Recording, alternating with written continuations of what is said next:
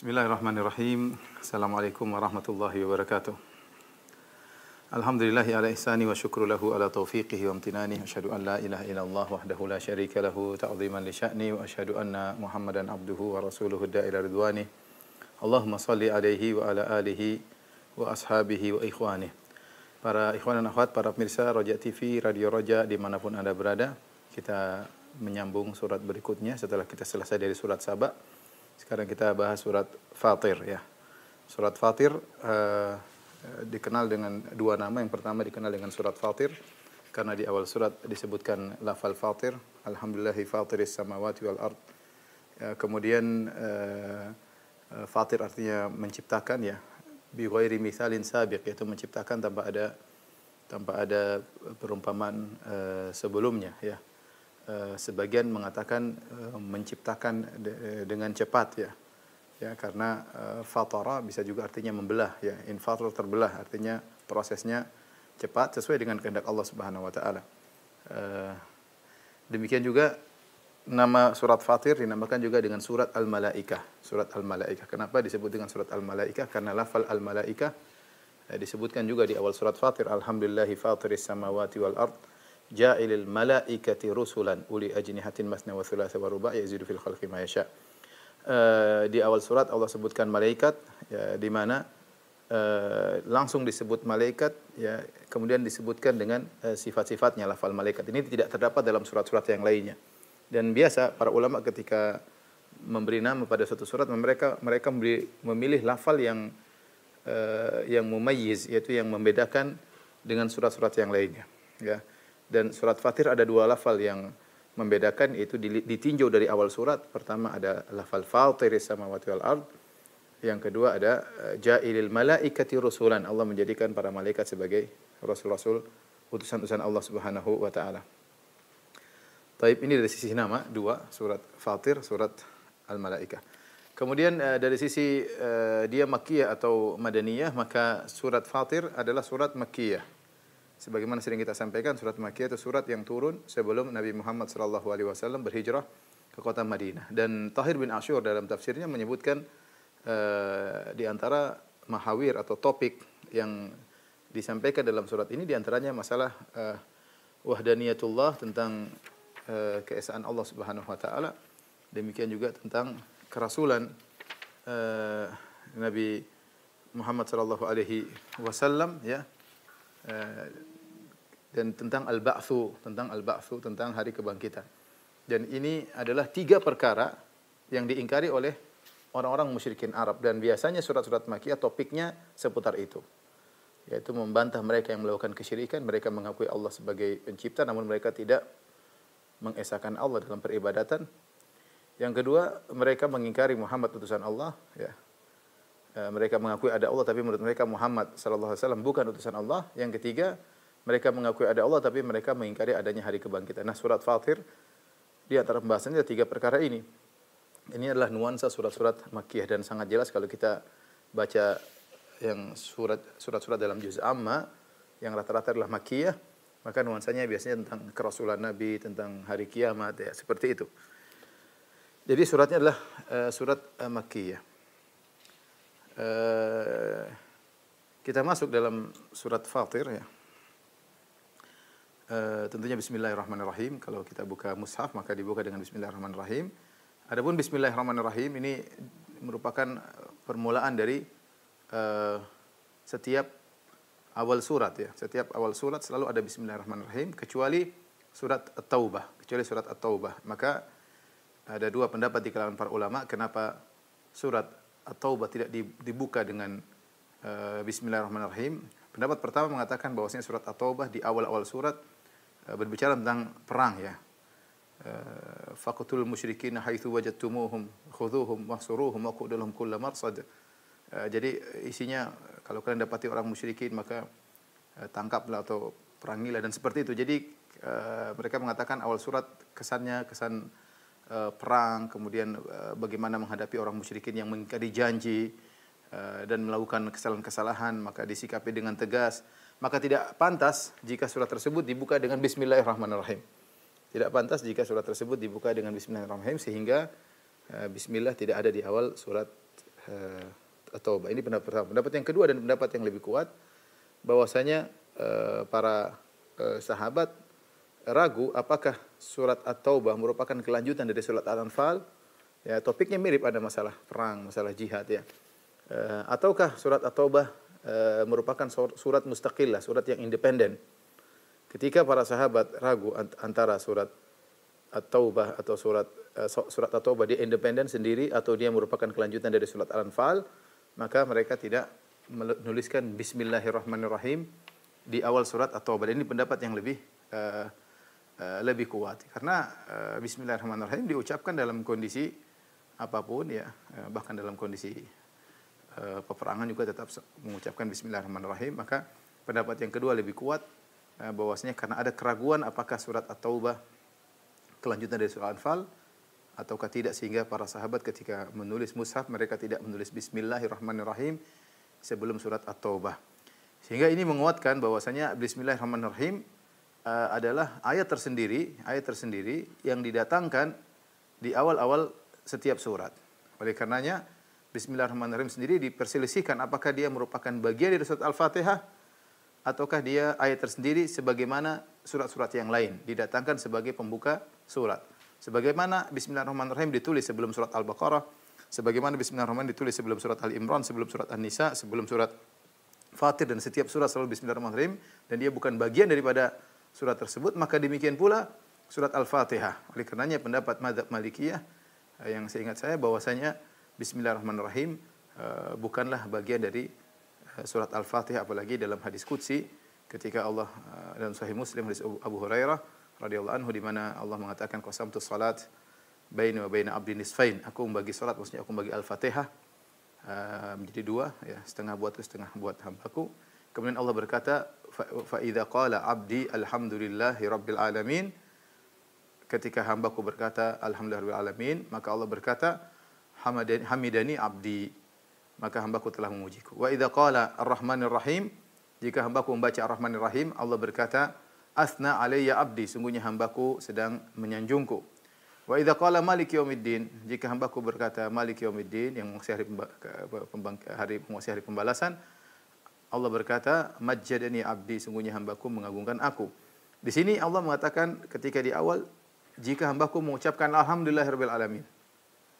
Seandainya Al-Fatihah dimulai dengan Bismillahirrahmanirrahim, maka harusnya Allah berkata dalam hadis qudsi tersebut, jika hambaku mengucapkan Bismillahirrahmanirrahim. Namun ternyata tidak, hadis sahih dalam Sahih Muslim.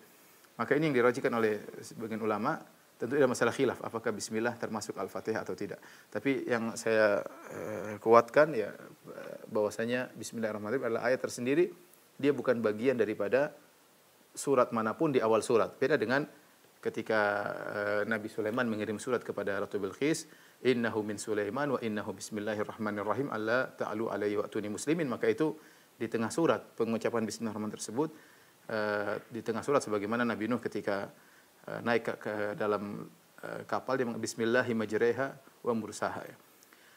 Intinya ini pendapat yang lebih kuat, Bismillahirrahmanirrahim adalah ayat tersendiri yang didatangkan di awal setiap surat ya, di awal setiap surat ya. Mungkin seandainya Bismillahirrahmanirrahim adalah bagian daripada Al-Fatihah, mungkin ada bismillah lain sebelumnya ya. Ya, sebagai pembuka dari setiap surat. Allah alam bisawab. Intinya ini masalah khilafiyah, namun yang lebih kuat bahwasanya Bismillahirrahmanirrahim adalah ayat tersendiri didatangkan di awal setiap surat sebagai pembuka setiap surat.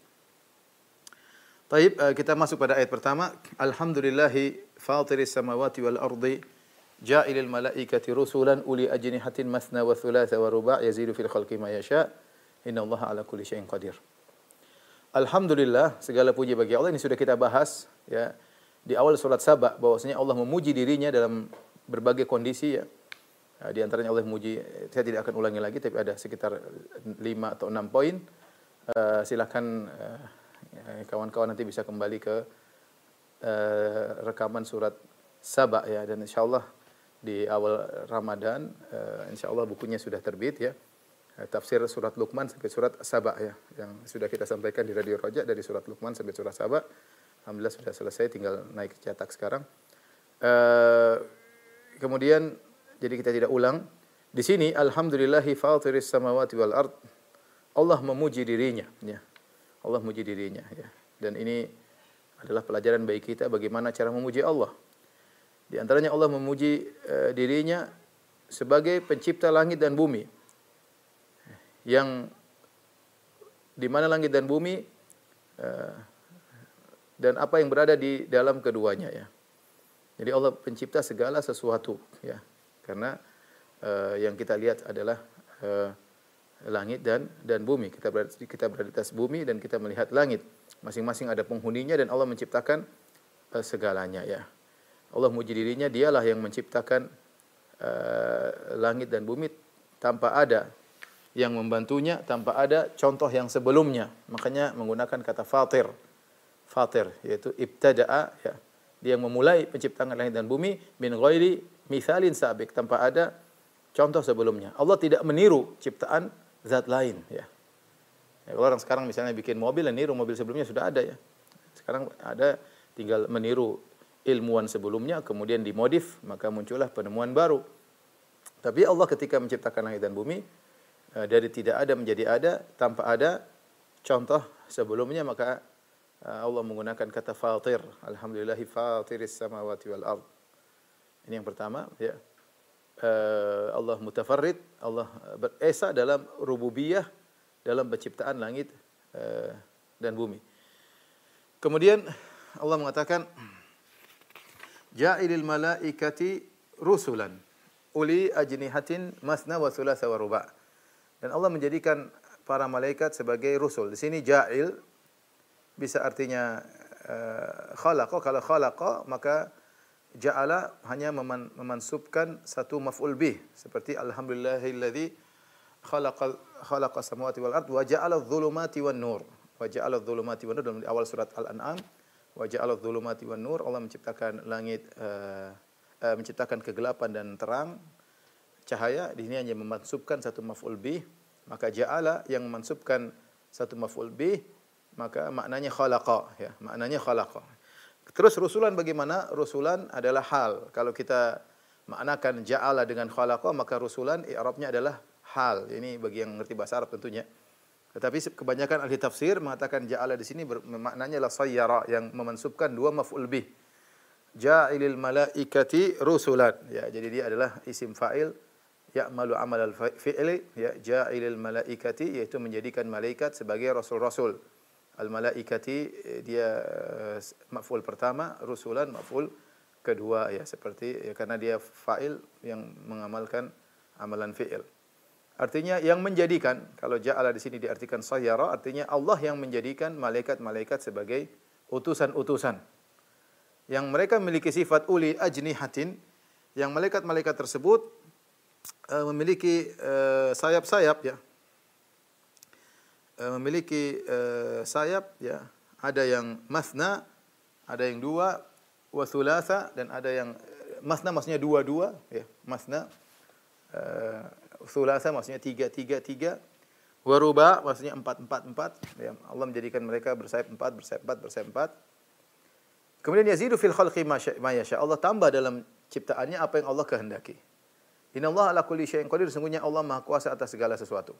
Di sini zahirnya Allah mengatakan ja'ilil malaikati. Allah menjadikan malaikat seluruhnya sebagai utusan Allah. Zahir dari ayat itu seperti ini. Makanya Syekh Sa'di dalam tafsirnya mengisyaratkan akan hal ini, bahwasanya seluruh malaikat Allah utusan Allah. Seluruh malaikat adalah utusan, karena Allah tidak mengecualikan dalam ayat ini. Ja'ilil malaikati rusulan.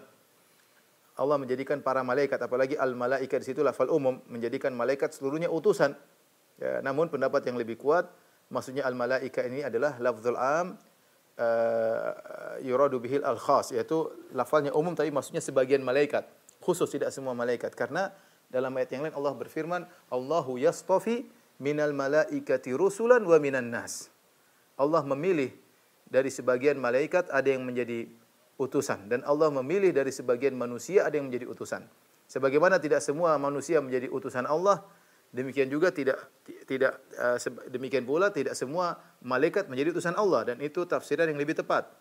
Dan sekali lagi ini Syekh Utsaimin memilih tafsiran kedua. Ini contoh lagi saya sampaikan, ada perbedaan pendapat antara Syekh Utsaimin rahimahullah dengan gurunya Syekh Sa'di dalam masalah ja'ilil malaikati rusulan ya.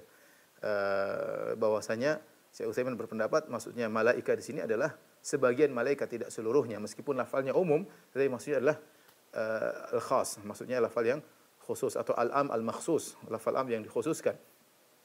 Karena berdasarkan ayat yang lain, Allahu yastafi minal malaikati rusula. Allah menjadikan sebagian malaikat sebagai rasul dan menjadikan sebagian manusia sebagai rasul.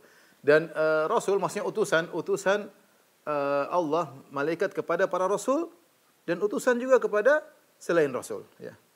Makanya malaikat maut disebut rusul, tawaffathum rusuluna wa hum la yufarritun.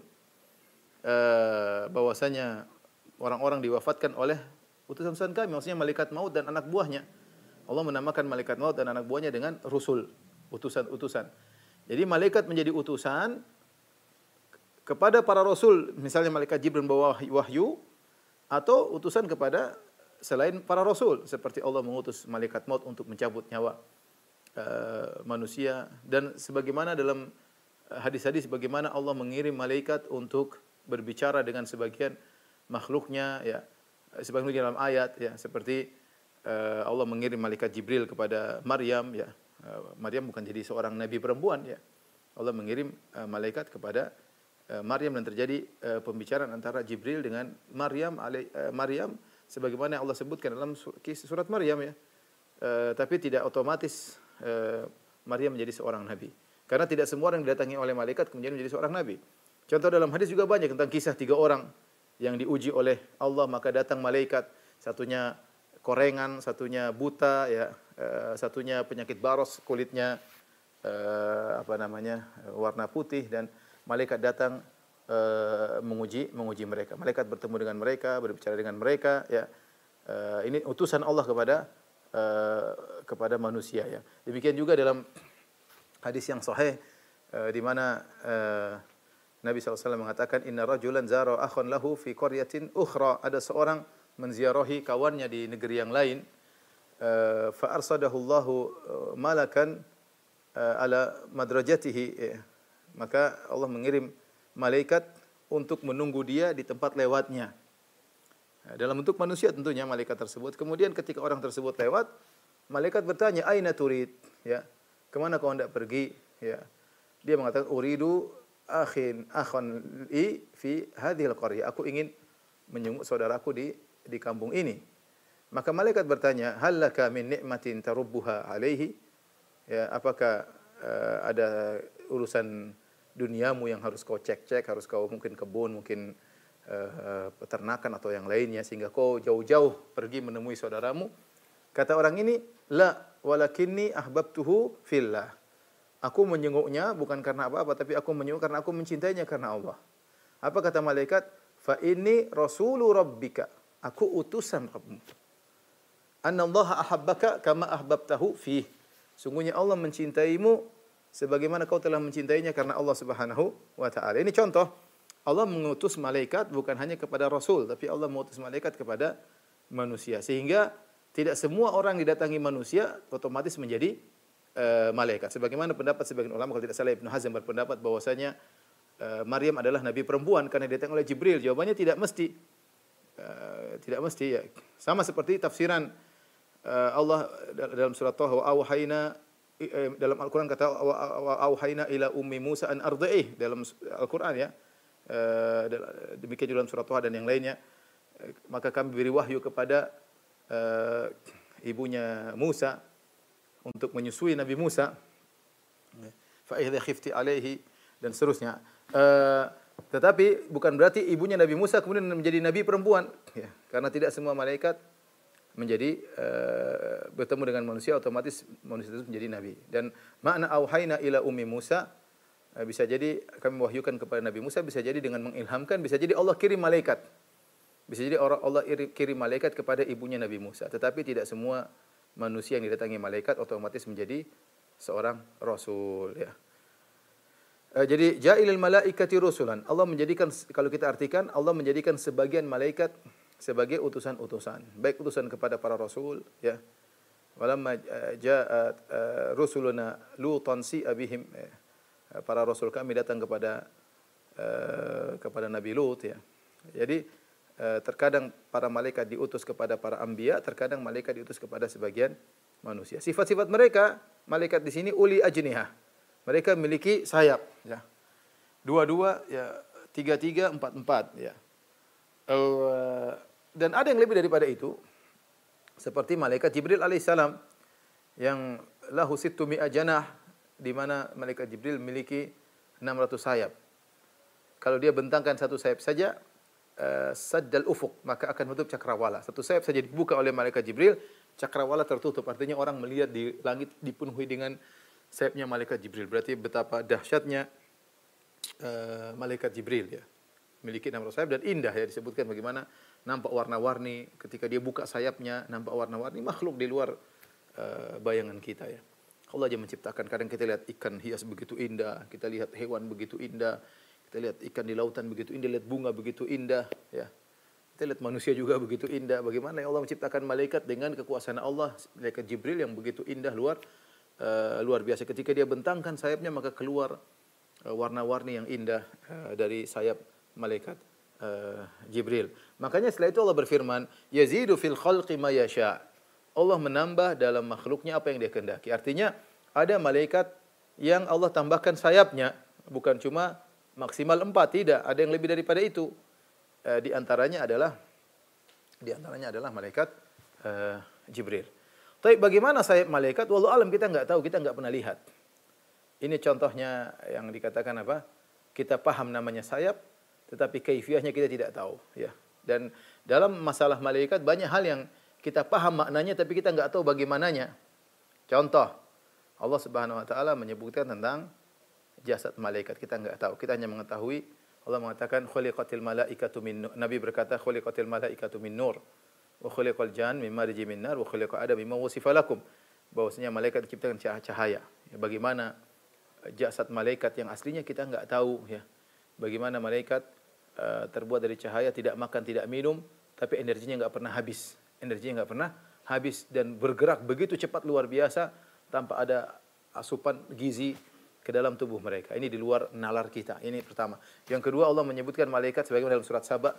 Sebelumnya malaikat punya jantung. Hatta idza fuzi an qulubihim qalu madza qala rabbukum. Ketika dicabut rasa takut dari jantung mereka. Maka kita enggak tahu bagaimana jantung malaikat. Jantung kita ngerti kalau untuk manusia, ada di situ ada katupnya, ada aliran darahnya. Kalau sakit bisa dipasang ring, berbagai macam masalah jantung para dokter tahu, kita bisa kira-kira. Tapi kalau kita bicara jantung malaikat, gimana? Enggak, yang jelas enggak ada aliran darahnya, ya. Terus bagaimana yang jelas ada? Allah mengatakan hatta idza fuzi an qulubihim. Sebagaimana datang dalam hadis yang sahih juga bahwasanya malaikat dicabut rasa takut dari jantungnya. Ini contoh kita tahu maknanya tapi kita enggak tahu artinya. Sama sayap. Kalau sayap kita paham, kita lihat burung ngerti sayap, ya. Kalau dua kita bisa bayangkan, dua berarti satu kanan satu kiri. Masna wa thulatha wa ruba. Kalau ruba 4 kita paham. Sayap malaikat insyaallah, ya, kira-kira 2 sebelah kanan, 2 sebelah kiri. Tapi kalau kita bilang 3 gimana ini? Kita bingung juga, ya. Sayapnya di mana? 2 sebelah kanan, 1 sebelah kanan, sebelah kiri, satunya kemana? Allah alam, kita enggak tahu. Kita enggak tahu. Ini contoh bahwasanya di sana ada makhluk-makhluk Allah yang kita paham maknanya, namun kita tidak tahu hakikatnya, ya. Sama seperti ketika kita bicara tentang makhluk di surga, ketika Allah berbicara tentang bidadari, kita tahu perempuan seperti apa, ya. Tapi kita bayangkan bidadari seperti apa, kita enggak bisa, ya. Bagaimana Nabi sallallahu alaihi wasallam mengatakan kabiduha mir'atuhu, bahwasanya hati sang wanita adalah cermin bagi suaminya. Artinya tubuhnya bening, tembus pandang, sampai-sampai hatinya seperti cermin. Kalau suaminya di surga di depan sang bidadari, maka wajahnya terekspresikan di hati sang wanita, ya. Bukan cuma kata orang kamu di hatiku, enggak, benar-benar wajahnya muncul di hati sang wanita tersebut karena Nabi mengatakan kabiduha mir'atuhu, bahwasanya hati sang bidadari adalah cermin bagi sang lelaki. Makanya Rasulullah SAW juga bersabda, begitu beningnya tubuh bidadari sampai kata Nabi, yura mukhu saqaiha min wara'il lahmi minal husni. Terlihat sumsum betis sang bidadari di balik dagingnya karena saking indahnya, ya. Kita nggak bisa bayangkan, kita bayangkan kelihatan sumsum kita ini apa, mengerikan, ya, gendruwo kali, bagaimana sumsumnya kelihatan. Tapi Nabi mengatakan untuk menghilangkan hadza tawahum, untuk menghilangkan praduga yang salah, Nabi akhirkan hadisnya dengan berkata, minal husni, saking cantiknya. Nah, dan ini dibawakan oleh Ibnu Taimiyah rahimahullah dalam Tadmuriyah. Tatkala kita berbicara tentang makhluk, sebagian makhluk, kita enggak tahu hakikatnya. Meskipun kita paham maknanya. Maka bagaimana lagi tentang Allah Subhanahu wa taala? Kita paham tentang Allah Maha melihat, Allah Maha mendengar, Allah punya wajah, Allah punya tangan, Allah punya jasad. Ya. Bagaimananya kita enggak tahu, tapi kita paham makna-makna tersebut. Ya. Kita paham makna-makna tersebut. Contoh istawa di atas ya. Kita paham makna di atas ya. Tapi bagaimananya kita enggak tahu karena istawa makhluk juga berbeda-beda. Ya. Seperti dalam Al-Qur'an ada namanya litastawu ala zuhurihi ya. Kalian agar berada di atas pundak hewan ya. Istiwanya seorang di atas pundak di atas punggung hewan ada bentuknya sendiri. Kemudian juga Allah berfirman tentang Nabi Nuh, wa idza stawaita anta wa man ma'aka 'alal fulqi faqul alhamdulillahilladzi najjana minal qaumidz zalimin. Dan jika engkau telah beristiwa wahai Nuh, engkau dan pengikutmu beristiwa di atas kapal. Nah, ada istiwa model lain, istiwanya Nuh dan pengikutnya di atas kapal. Istiwa ini makhluk dengan makhluk beda. Ada lagi istiwanya kapal Nabi Nuh di atas gunung Al-Judi. Wastawat 'alal judi. Kata Allah, maka kapalnya Nabi Nuh istiwa di atas gunung. Ya. Maka ketika itu, ini 3 istiwa yang semuanya makhluk dan berbeda-beda. Kita paham istiwa di atas. Istiwa di atas ala dan ada istiqrar, ada ketenangan. Ya. Tapi beda antara istiwanya seorang di atas punggung hewan, beda bentuknya. Karena bentuk istiwa tergantung siapa yang di atas, siapa yang di bawah, itu mempengaruhi. Kalau kita tahu siapa yang di atas, siapa yang di bawah, maka kita bisa bayangkan, oh istiwanya seperti ini. Ketika kita berbicara tentang istiwanya Nabi Nuh di atas kapal, kita ngerti, oh kapal datar Nabi Nuh istiwa, maksudnya dia sudah di atas kapal, berdiri atau duduk. Kita bisa bayangkan, karena kita tahu Nabi Nuh manusia, kapal seperti apa, berarti istiwanya kita ngerti. Ketika kita bicara fastawat alal judi, kapal Nabi Nuh istiwa di atas gunung, kita bisa paham, oh ini banjir sehingga akhirnya kapalnya nongkrong di atas gunung. Kita bisa ngerti kira-kira seperti apa, karena kita tahu bentuk kapal, kita tahu bentuk gunung. Ketika kita berbicara tentang istiwanya Allah di atas arsy, ya sudah kita enggak tahu, kita paham maknanya. Tapi bagaimananya kita enggak bakalan tahu, karena kalau Anda ingin tahu bagaimana istiwanya Allah di atas arsy, Anda harus tahu Allah seperti apa, Anda harus tahu arsy seperti apa. Baru Anda bisa membayangkan. Kalau Anda enggak tahu arsy saja, Anda enggak tahu bagaimana hakikatnya, apalagi Allah enggak tahu hakikatnya, maka tidak akan kita ketahui bagaimananya. Maka benarlah perkataan Al-Imam Malik rahimahullah ya. Dia mengatakan al-istiwa'u ma'lum. Istiwa adalah diketahui, maklum, dimaklumi. Diketahui. Sebagian ahlul bidah mengatakan maklum fil lughatil Arab atau maklum fil qawamis. Katanya maklum ada di kamus ya. Enggak, maklum maknanya diketahui. Ya. Al-istiwa maklum diketahui. Wal kaifu majhul. Adapun bagaimananya tidak diketahui. Ya. Makanya Imam Malik menetapkan makna dan menolak kaifiyah. Kalau asalnya tidak diketahui maknanya, maka tidak perlu menolak kaifiyah. Maka Imam Malik mengatakan al-istiwa'u ma'lum, istiwa diketahui, wal kaifu majhul, adapun bagaimana yang tidak diketahui, wal imanu bihi wajib, beriman akan istiwanya Allah adalah wajib, was su'alu anhu bid'ah, dan bertanya bagaimananya adalah bid'ah. Ini sekedar intermezzo, kita kembali kepada malaikat. Maksud saya, malaikat kita tahu maknanya, dia dari cahaya, kita ngerti cahaya itu kira-kira seperti apa, kita tahu makna jantung, kita tahu makna sayap. Tetapi ketika kita bicara bagaimana sayap malaikat, kita enggak tahu. Bagaimana jantung malaikat, kita enggak tahu. Dan kita tidak bisa ngebayangkan. Kebayangan pasti keliru. Ya. Yazidu fil khalqi ma yasha. Dan Allah menambah dalam makhluknya apa yang dia kehendaki. Di sini ada 2 tafsiran. Tafsiran pertama maksudnya berkaitan dengan jumlah sayap malaikat. Yazidu fil khalqi ma yasha. Allah menambah sebagian malaikat jumlah sayapnya. Seperti malaikat Jibril dengan jumlah 600 sayap. Dan banyak ulama menafsirkan secara umum, artinya Allah menambah pada sebagian makhluknya kelebihan yang Allah kehendaki. Contohnya seperti manusia dengan makhluk yang lain ya. Kita manusia berdiri dengan tegak, belum ada makhluk yang berdiri dengan tegak ya. Orang utan pun masih agak membongkok ya. Kemudian manusia memegang, bisa berjalan dengan tegak, memegang. Kebanyakan hewan kalau mereka tidak bisa memegang, mereka biasanya dengan mulutnya ya, mereka berjalan dengan keempat kakinya. Artinya banyak ya, Allah berikan keindahan pada sebagian makhluk dibandingkan yang lain. Allah berikan kecerdasan pada sebagian makhluk dibandingkan yang lain. Yazidu fil khalqi ma yasha. Banyak ulama menafsirkan lebih umum. Allah memberi tambahan, kelebihan pada makhluk-makhluknya ma yasha, apa yang Allah kehendaki. Makhluknya yang Allah kehendaki terserah Allah, kelebihan apapun terserah Allah Subhanahu wa taala. Kemudian Allah tutup ayatnya dengan berkata, "Innallaha ala kulli syai'in qadir." Sungguhnya Allah Maha Kuasa atas segala sesuatu. Allah Maha Kuasa atas segala sesuatu tanpa terkecuali. Dan syai' di sini sesuatu bukan maksudnya yang berkaitan dengan kemustahilan ya. Kalau kemustahilan tidak masuk dalam ayat ini. Seperti perkataan sebagian orang-orang ateis atau orang liberal, mereka menuntut agar Allah bisa Maha Kuasa atas sesuatu yang mustahil ya. Contoh, mereka mengatakan, apakah Allah bisa menciptakan yang semisal Allah juga? Ini kita bilang ini sesuatu yang mustahil. Ya, artinya apakah Allah bisa menciptakan Tuhan juga? Kita bilang ini pertanyaannya salah. Ya, ini mustahil. Kenapa? Karena Tuhan tidak diciptakan. Allah Maha Esa dan Tuhan tidak diciptakan. Bagaimana Tuhan menciptakan sesuatu yang tidak diciptakan? Ini pertanyaan salah. Sama seperti orang bertanya, apakah bisa naik ke bawah? Ya, kira-kira seperti itulah. Apakah bisa naik ke bawah? Yang nggak bisa, naik ke atas ya. Naik ke bawah pertanyaan salah. Maka pertanyaan Anda yang mengatakan apakah Allah bisa menciptakan Tuhan semisalnya, ini pertanyaan sudah salah karena Tuhan itu tidak diciptakan. Ini mereka ingin bikin keraguan. Ayat ini salah. Kalau Allah Maha Kuasa segala sesuatu, harusnya Allah bisa menciptakan semisal Allah ya. Dan banyak hal mustahil. Contoh, bisakah Allah menciptakan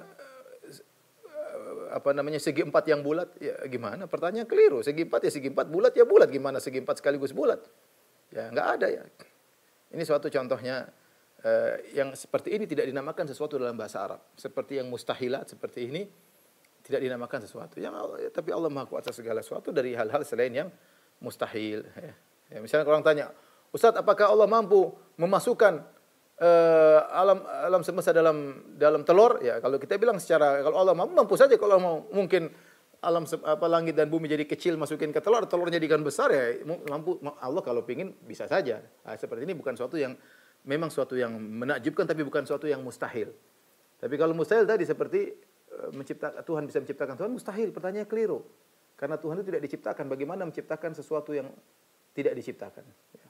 Seperti bisakah naik ke bawah? Bisakah turun ke atas? Bisakah membuat persegi yang bulat, yang bundar? Ya enggak. Ini pertanyaan yang keliru. Hati-hati dengan permainan kata-kata oleh orang-orang ateis untuk menimbulkan keraguan bagi orang-orang yang beriman. Para ulama menjelaskan ketika malaikat memiliki sayap, ya, menunjukkan malaikat bergerak dengan cepat, ya. Malaikat bergerak dengan sangat cepat. Bahkan kecepatan malaikat lebih dari jin. Jin terbang dengan cepat, ya.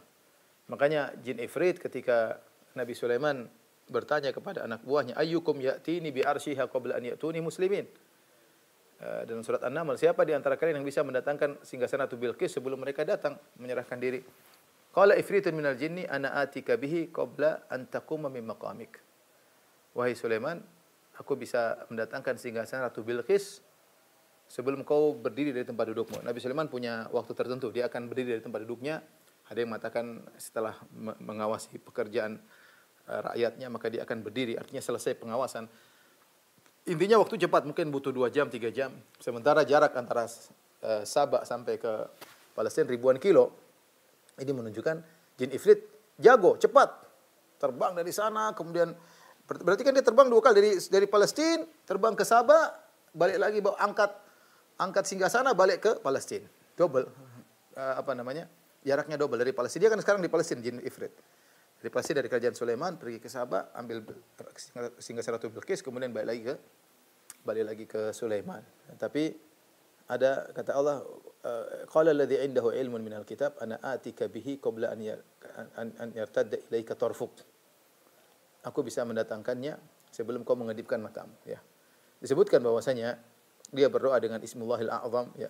Dia berdoa kepada Allah, maka malaikat mendatangkan singgasana tersebut dengan cepat. Artinya malaikat lebih cepat, ya. Wasabihati sabha dalam surat An-Nazi'at, para malaikat bergerak dengan cepat. Lihat malaikat Jibril, malaikat-malaikat lapor naik kepada Allah, turun ke bumi dengan kita tahu jarak bumi dengan langit berapa jaraknya, tapi mereka bisa dengan cepat bergerak ya. Malaikat Jibril lapor kepada Allah, turun kepada Nabi SAW. Nabi menyampaikan tentang sesuatu, ditanya, kata Nabi, iya diampuni semuanya. Tiba-tiba Jibril datang, illa den, kecuali hutang, tidak diampuni. Subhanallah. Tadi Jibril baru sampaikan kepada aku, cepat Jibril. Luar biasa ya. Karena Jibril tidak cepat, sayap 600. Kalau terbang dengan begitu cepat. Jadi ini yang menakjubkan di antara sifat malaikat. Kalau jin makan dan minum. Jin makan dan minum. Hadis banyak menunjukkan jin makan dan minum. Malaikat tidak makan, tidak minum. Bahkan mereka anti makan, anti minum. Tetapi energinya enggak pernah habis. Allahu Akbar. Energinya enggak pernah habis ya. Luar biasa ya. Makanya tidak semua malaikat menjadi rasul. Ada malaikat yang tugasnya beribadah kepada Allah. Sebagian dalam hadis at-tatis sama wa huqqalah anta'id, bumi langit terdengar suara beratnya langit, dan itu pantas langit untuk mengeluarkan suara berat. Kenapa? Ma min maudhi arba asabi, tidak ada jarak empat jari kecuali di situ ada malakun raqi, malakun sajidun jabhatahu, ada malaikat yang ruku, ada malaikat yang sujud. Bahwasanya langit penuh dengan malaikat, ada malaikat yang tugasnya beribadah kepada Allah Subhanahu wa ta'ala, dan mereka tidak pernah letih. Yusabbihuna al-laila wan nahar la yafturun. Mereka siang dan malam bertasbih, tidak pernah letih. La yas'amun, mereka tidak pernah bosan. Tidak seperti kita manusia beribadah capek, beribadah bosan. Malaikat tidak ya. Dan ini di antara keajaiban makhluk-makhluk Allah Subhanahu wa ta'ala. Makanya Allah akhiri ayatnya dengan berkata, innallaha ala kulli syai'in qadir. Sungguhnya Allah Maha Kuasa atas segala sesuatu. Tapi kita lanjutkan ayat berikutnya. Allah Subhanahu wa taala berfirman, "Ma yaftahillahu lin-nasi min rahmatin fala mumsika laha wa la yumsik wa ma yumsik fala mursila lahu min ba'di wa huwal azizul hakim." Apa saja yang Allah anugerahkan kepada manusia berupa rahmat, maka tidak ada seorang pun yang dapat menahannya. Wa ma yumsik, dan apa yang Allah tahan, fala mursila lahu min ba'di, maka tidak ada yang bisa sanggup untuk melepaskannya sesudah itu. Wa huwal azizul hakim, dan dialah maha perkasa lagi maha bijaksana. Ayat ini ya menjelaskan bahwasanya apa yang rahmat yang Allah bukakan ya. Allah menggunakan lafal yaftah ya. Seakan-akan kata Thahir bin Asyur, seakan-akan ada kanz yang tertutup kemudian dibuka oleh Allah sehingga rahmat kemudian terlepas mengenai hamba-hambanya ya. Ya, ma yaftahillah, apa saja. Ma di sini isim syarat ya. Makanya yaftah di situ majzum. Ma yaftahillahu ya. Apa saja yang Allah buka linnas bagi manusia min rahmatin, berupa rahmat Allah, apa saja. Rahmat Allah dalam bentuk rezeki, dalam bentuk keimanan, dalam bentuk ketakwaan, dalam bentuk kebahagiaan, dalam bentuk kesehatan. Rahmat Allah luas. Kalau Allah berkehendak kepada hamba-hambanya, fala mumsikalaha, maka tidak ada yang bisa menahannya. Allah kalau ingin kasih rahmat pada siapa yang Allah kehendaki, maka enggak ada yang bisa menahannya. Ya. Satu dunia mencoba menahan, tidak bisa. Fala mumsikalaha, maka tidak ada yang bisa menahannya. Setelah itu Allah berfirman, wa ma yumsik fala mursilalahu min ba'dih. Dan apa yang Allah tahan, maka tidak ada yang bisa melepaskannya. Tidak ada yang bisa melepaskannya min ba'di, setelah Allah menahannya, tidak ada yang bisa melepaskannya ya.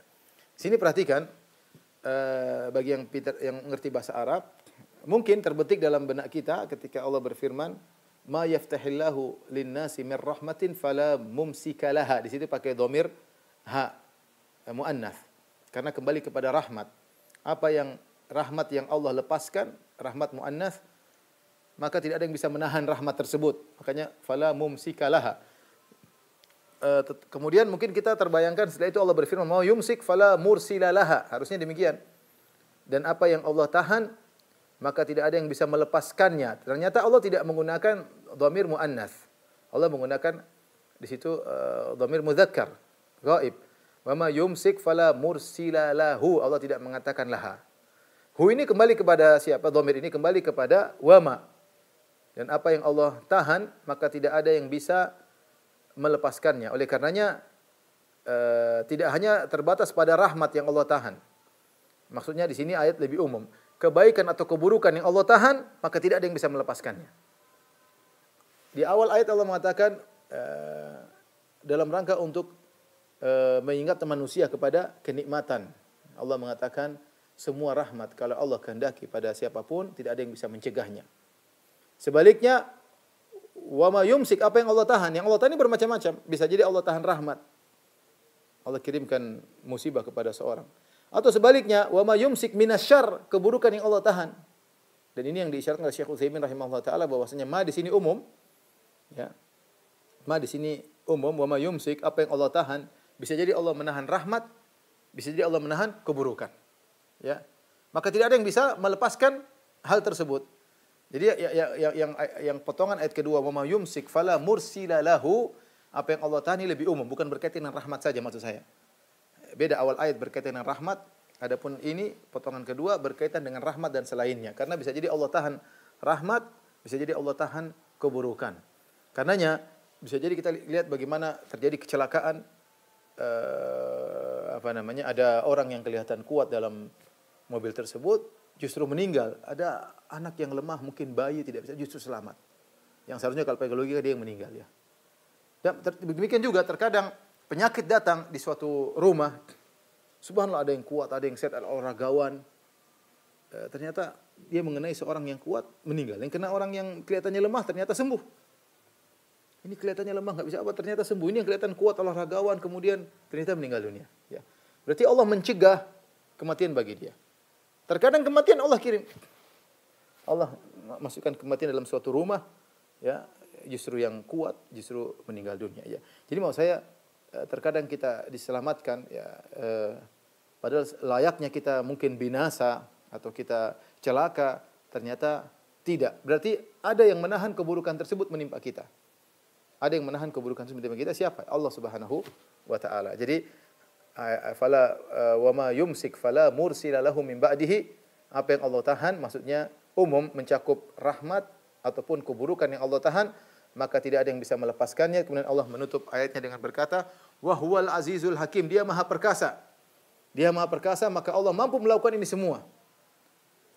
Allah mampu melakukan, tidak ada yang bisa atur-atur keputusan Allah, ya. La mu'aqqiba li hukmi, tidak ada yang bisa protes terhadap hukum Allah Subhanahu wa taala. Allah ingatkan, Allah yang ngatur masalah rahmat, masalah azab, masalah bencana, semuanya aturan Allah. Tidak ada yang ikut-ikutan, tidak ada yang bisa protes, tidak ada yang bisa merubah-rubah. Ya, tidak ada yang bisa merubah. Makanya Allah mengatakan wa huwal aziz, dialah maha perkasa. Dialah maha perkasa. Al-Hakim, namun dia maha bijak. Betapa banyak manusia perkasa tapi tindakannya tidak bijak. Ya, tindakannya tidak bijak. Ya, karena dia kuat, dia sombong karena punya kekuatan, akhirnya tidak bijak, ngawur, mentang-mentang, sehingga dia punya keperkasaan, punya izah namun tidak bijak. Dan sebaliknya betapa banyak manusia bijak namun tidak punya kekuasaan. Bijak, omongannya bijak tapi dia enggak bisa apa-apa. Cuma komentar, kasih masukan, bijak tapi enggak bisa bertindak. Adapun Allah Subhanahu wa taala Maha kuasa dalam menetapkan apapun, memutuskan apapun, mengeksekusi apapun. Allah Maha kuasa, Maha perkasa, namun segala keputusannya dibangun di atas kebijakan. Al-Hakim. Ayat ini, ya, ayat ini sambung dengan ayat pertama. Ayat pertama kita tadi alhamdulillahi fatiris samawati wal ardi ja'ilal malaikati rusulan dan seterusnya. Ayat pertama menjelaskan tentang tafarrud Allah, keesaan Allah dalam menciptakan. Ya. Ja'ilil fatiris samawati wal ardi. Allah Maha Esa ketika menciptakan langit dan bumi beserta isinya, menciptakan malaikat tanpa ada perumpamaan sebelum, tanpa ada contoh sebelumnya. Allah bersendirian dalam menciptakan. Ayat yang kedua ini menjelaskan tentang Allah bersendirian dalam mentadbir alam semesta. Ini semua adalah cabang rububiyah. Kita bilang rububiyah ada tiga rukunnya, yaitu Allah Maha Esa dalam menciptakan, Allah Maha Esa dalam memiliki, dan Allah Maha Esa dalam pengaturan. Allah Maha Esa dalam pengaturan. Nah, ayat kedua ini menjelaskan tentang keesaan Allah dalam pengaturan. Ketika Allah sudah mengatur, menurunkan rahmat, menahan azab, memberikan siksaan, semuanya enggak ada yang bisa protes, dan Allah sendirian Maha Esa dalam pengaturan alam semesta. Yudabbirul amr minas sama'i ilal ardi. Allah mengatur segala urusan dari langit dan bumi. Semuanya Allah atur. Makanya Maha kuasa Allah. Kulla yaumin huwa fi sya'n. Setiap saat Allah dalam kesibukan. mengatur dalam urusan, mengatur ya semua makhluknya. Dia di atas arsy dan dia mengatur segala yang terjadi di bawahnya. Allah Subhanahu wa taala maha agung, maha tinggi, ya. Mengatur ini, mengatur anak tidak, kalau makhluk tidak bisa. Yang bisa melakukan ini hanyalah Allah Subhanahu wa taala, ya. Ya, yang bisa dan Allah mengurusin kita masing-masing dengan detail, ya. Allah mengurusi dengan detail, masing-masing kita diurusi oleh Allah Subhanahu wa taala dengan detail masing-masing. Apa yang terjadi pada kita masing-masing setiap person. Ya, dan ini tidak kita kalau kita bicara tentang direktur atau owner atau raja atau dia nggak bisa ngatur secara detail. Raja paling punya anak buahnya suruh ngatur, dia tinggal terima laporan. Adapun mengetahui secara detail nggak bisa. Yang bisa hanya Allah Subhanahu wa taala, ya. Sementara di atas arsy dia mengatur segalanya, di bawah memberi rahmat kepada si fulan, memberi hukuman kepada si fulan, menghidupkan si fulan, mematikan si fulan, menahan rezeki si fulan, membuat si fulan sehat, membuat si fulan sakit, semuanya Allah yang atur, dan ini merupakan keagungan Allah Subhanahu wa taala. Namun semuanya dilakukan dengan kebijakannya. Sudah muazan ya? Ayat berikutnya panjang. Kalau begitu kita buka tanya jawab aja. Saya kembalikan kepada al-akh akhi al-karim Abu Luqman hafizahullah taala, mungkin bisa menerima tanya jawab. Kita insyaallah ada tanya jawab, dan habis azan insyaallah ada tanya jawab sebentar bismillah taala. Silakan. Baiklah saudaraku seiman dan seakidah, kita memasuki sesi tanya jawab bersama Ustaz Firanda Andirja hafizahullah taala. Anda dapat melayangkan pertanyaan Anda melalui pesan singkat. Baik, pertanyaan pertama Ustaz dari hamba Allah, tidak disebutkan dari mana. Pertanyaannya, apakah malaikat bisa mendengar setiap niat baik maupun buruk yang terucap di dalam hati Ustaz? Jika kita mendoakan orang lain di dalam hati, apa malaikat akan mengaminkan doa kita itu? Syukron, jazakallahu khairan. Bismillah, salatu wassalamu ala rasulillah. Malaikat di antara tugasnya adalah mencatat amalan hamba, dan amalan hamba berkaitan dengan lisannya, berkaitan dengan jawarihnya, anggota tubuhnya, berkaitan dengan hatinya. Makanya dalam hadis disebutkan bahwasanya innallaha kataba hasanat wa sayyi'at. Allah mencatat keburukan dan mencatat kebaikan. Tsumma bayyana dzalik, kemudian Allah jelaskan. Kemudian Nabi mengatakan, "Faman hamma bihasanatin falam ya'malha kutiba lahu hasanatun kamilah, wahidatun kamilah." Barang siapa berniat baik namun dia tidak mengamalkannya, maka dicatat satu kebaikan. Kalau dia mengamalkannya, maka dicatat 10 kebaikan atau 70 lipat atau lebih daripada itu, ila adhafin katsira, dan lebih banyak lagi daripada itu. Intinya malaikat juga mencatat amalan hati. Amalan hati banyak, ada niat baik, ada juga amalan buruk seperti riya, sombong, angkuh, ya. Niat yang baik misalnya keikhlasan, keyakinan, tawakal, kemudian di antaranya ya amalan hati, ya, roja, kemudian khauf, husnudzon, ya. Ini semua dicatat oleh malaikat. Bagaimana Allah memberikan kemampuan kepada mereka, ya. Ada yang sebagian ulama ada yang mengatakan setiap masing-masing itu punya aroma tertentu malaikat cium, tapi intinya kita nggak tahu itu kaifiahnya bagaimana. Yang jelas malaikat mencatat amalan-amalan hati. Dan baik amalan hati yang baik maupun amalan hati yang buruk. Berkaitan dengan masalah apa kalau kita mendoakan seorang dalam hati, sunnahnya doanya kita lafalkan, tidak usah dalam hati, ya. Dengan idna dan rabbahu nidaan khafiyah, kita melafalkan doa kita dengan lafal yang lirih, ya. Intinya niat baik kita semuanya malaikat tahu dan malaikat catat. Tapi kalau bicara tentang sunnah berdoa, maka hendaknya berdoa dengan melafalkan. Kita mendoakan si fulan dengan melafalkan, bukan cuma sekedar di hati. Dan itulah praktek para orang-orang soleh, mereka berdoa dengan lafal-lafal para anbiya, ya, dengan lafal yang lirih kita minta kepada Allah, karena Allah Maha mendengar. Kalau kita mendoakan saudara kita bidhahril ghaib, tanpa dia ketahui, maka malaikat berkata walaka bimithl, engkau juga semoga mendapatkan seperti yang kau minta untuk saudaramu. Wallahu a'lam bishawab. Jazakallahu khairan Ustaz atas penjelasannya, dan berikutnya kita coba angkat penanya melalui line telepon. Iya. Assalamualaikum. Waalaikumsalam warahmatullahi wabarakatuh. Dari siapa, di mana Ibu? Dari Firliana di Situbondo, Jawa Timur. Silahkan Ibu. Ini Ustadz, tanya tentang Rahman Rahimnya Allah. Yang mana masuk Rahman apa Rahimnya Allah itu yang bernama Rahmat itu Ustadz? Itu terus ya untuk siapa saja Rahman Rahimnya Allah itu Ustaz. Mohon penjelasan. Syukron jazakallahu khairan. Assalamualaikum warahmatullahi wabarakatuh. Waalaikumsalam warahmatullahi wabarakatuh. Tafadhol Ustaz. Setiap nama akidah Ahlussunnah punya keyakinan bahwasanya setiap nama Allah mengandung sifat. Setiap nama Allah mengandung sifat, dan ini berbeda dengan akidahnya orang-orang Mu'tazilah yang meyakini al-asma al-mujarradah. Al-asma al-mujarradah artinya nama-nama Allah tanpa mengandung sifat. Tentunya mereka punya syubhat, ya. Kata mereka kalau Allah punya sifat berarti Allah tersusun dari zat dan sifat, dan ini adalah kesyirikan. Atau mereka mengatakan bahwasanya sifat-sifat Allah kalau qadim bersama Allah berarti ada ta'addudul qudama, ada Tuhan yang berbilang. Intinya saya tidak ingin bahas itu. Saya ingin mengatakan berbeda antara Ahlussunnah dengan Mu'tazilah. Ahlussunnah menyatakan setiap nama Allah mengandung sifat. Justru Allah terpuji nama-namanya karena mengandung sifat. Sebagai contoh Al-Ghafur, Allah Maha Pengampun, karena Allah punya sifat Al-Maghfir atau Al-Ghufran. Contohnya seperti Al-Basir, Allah Maha Melihat. Kenapa Allah punya sifat Al-Ibsar, melihat, ya. Contohnya Allah As-Sami', Maha Mendengar. Allah punya sifat As-Sama', mendengar, ya. Allah namanya Al-Hayyu, yang Maha Hidup. Kenapa Allah punya sifat Al-Hayat? Itu akidah Ahlussunnah. Dan adapun terkadang beberapa nama bersyirikat pada satu sifat. Namun masing-masing nama tersebut punya makna secara spesifik. Contoh, berkaitan dengan sifat maghfirah, ada 3 nama. Ada Al-Ghafur, ada Al-Ghaffar, ada Ghafir, ya. Wa huwal Ghafurur Rahim. Banyak dalam Al-Qur'an, wa huwal Ghafurur Rahim. Ghaffar, innahu kana ghaffara. Seperti kata Nabi Nuh kepada kaumnya, innahu kana ghaffara. Ghaffar, sifat mubalaghah, ya. Sama Al-Ghafur juga. Kemudian ada Ghafir, ghafiri dzambi wa qabili taubi syadidil iqabi dzul. Jadi untuk maghfirah saja ada 3 nama. Masing-masing ini punya spesifik tersendiri. Intinya di antaranya yaitu Allah, di antara maknanya Allah mengampuni dosa sebesar apapun. Ada juga Allah mengampuni dosa sebanyak apapun.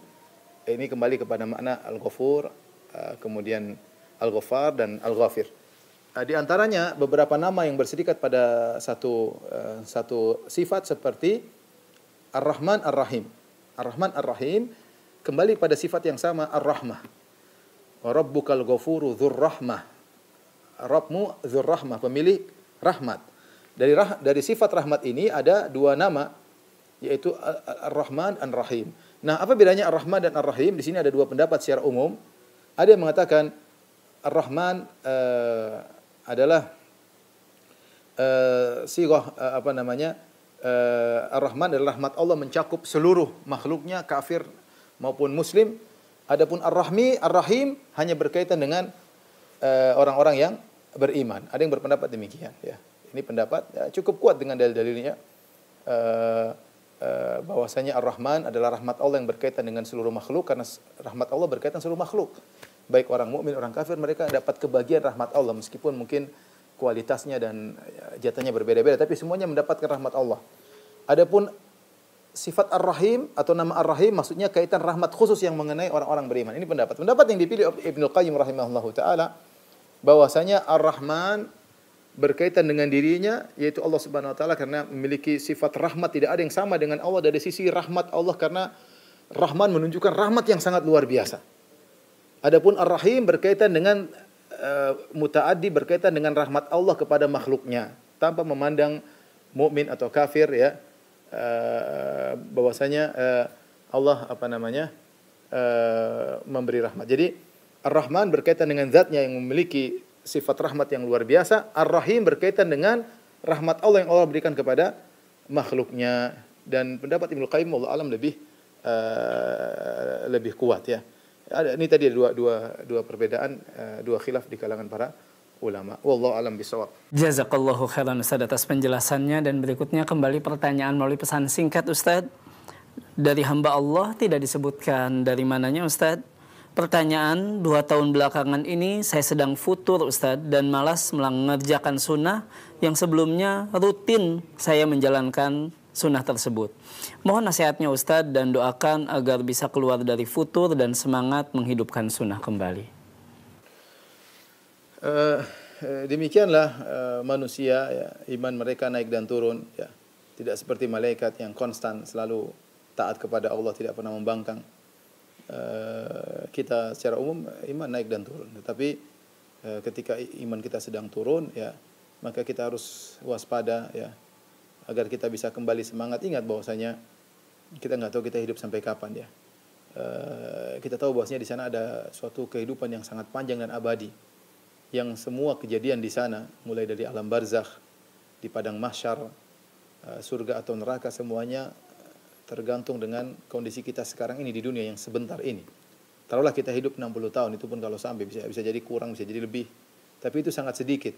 60 tahun, 70 tahun dibandingkan dengan alam barzakh saja yang mungkin ribuan tahun, belum lagi di padang mahsyar 50.000 tahun, belum surga atau neraka yang tidak ada penghujungnya, miliaran tahun, triliunan tahun, belum, masih lebih daripada itu.